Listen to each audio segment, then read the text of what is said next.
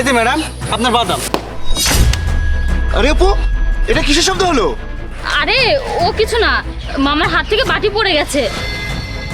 আচ্ছা ঠিক আছে, তাড়াতাড়ি টাকা দাও, আমাদের এখান থেকে তাড়াতাড়ি চলে যেতে হবে। আচ্ছা দেখছি।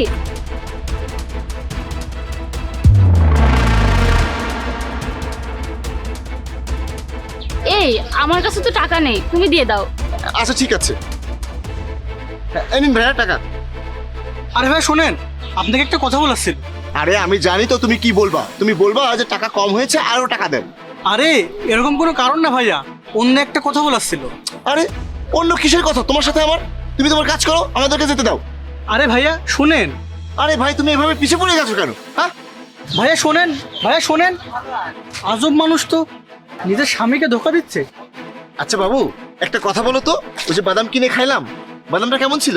বাদামটা তো ভালোই ছিল, আমারও বেশ খেতে ভালোই লেগেছে। কিন্তু বাবু এই মুহূর্তে তো কোলেস্টেরল জাতীয় খাবার এত বেশি খাওয়া ঠিক না, বাচ্চা বেশি মোটা হয়ে যাবে। তুমি খেতে চেয়েছিলে তাই আমি তোমাকে খাওয়াইছি, কিন্তু এরপর থেকে আর এত বেশি খাবে না, ঠিক আছে? ঠিক আছে। ভাই দাঁড়ান।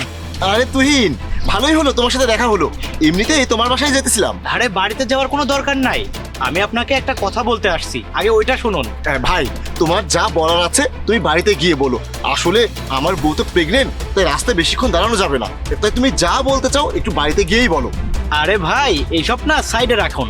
আরে তুহিন, তুমি তো জানো না আমি পুরো 8 মাস পর বাড়িতে এসেছি, আর আমি কত খুশি যে আমার বউ প্রেগনেন্ট। আমি এতটাই খুশি যে আমার বাচ্চা আসছে। আরে এর পেটে বাচ্চা থাকলে তবেই তো আসবে।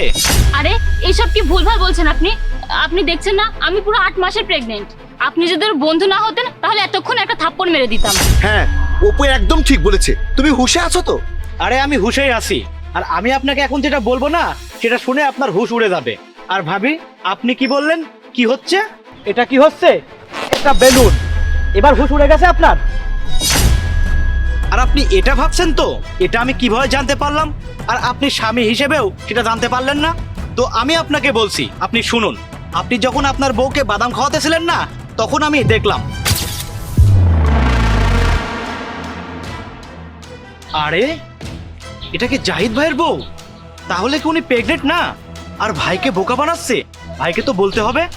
আর তখন দেখলাম আপনার ওয়াইফ পেটে বেলুন ঢুকাচ্ছে, আর আমি ওই সময়ই ভাবলাম আপনাকে বলে দেব, আর এখন বলে দিলাম। আর আমি তো আমার বন্ধুত্ব পালন করলাম, এখন আপনার যা ইচ্ছা আপনি করেন।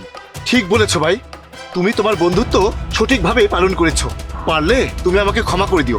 আর অপু, এসব কি ছিল? আরে আমি কতটা খুশি ছিলাম, আর এই খুশির জন্যই আমি আমার কাজ কাম সবকিছু ছেড়ে এখানে এসেছি। আর আসতে না আসতেই তুমি আমাকে এত বড় দুঃখ দিলে। বলো এই কাজ তুমি কেন করলে? আমি বলছি কারণ আমি না পেরে এই কাজটা করেছি। কি কারণ ছিল যে তুমি এমনটা করলে? দেখো আমি তোমাকে বিয়ে করতে চাইনি, কিন্তু আমার বাড়ির লোকজন জোর করে আমাকে তোমার সাথে বিয়ে দিয়েছে, কারণ তুমি অনেক বড় লোক আর আমি ভালোবাসি অন্য আরেকজনকে। এর জন্য আমার প্রেগনেন্ট হওয়ার নাটক করা লাগলো, যাতে তুমি আমার কাছে আর না আসো। আর আমি ভাবছিলাম কিছুদিনের মধ্যেই আমি পালিয়ে যাব, আর দেখো আমি পালানোর আগেই তুমি আমাকে হাতে নাতে ধরে ফেললে। ঠিক আছে, তুই অন্য কাউকে ভালোবাসিস তাই না, আর আমি তোর পথের কাঁটা হয়ে দাঁড়িয়েছি তাই না? আজকেই তোকে আমি ডিভোর্স দিয়ে দিব, আর আমি এই রাস্তায় কোনো নাটক করতে চাই না। চল তুই বাড়ি চল। তুই, তোমাকে অনেক ধন্যবাদ, চল।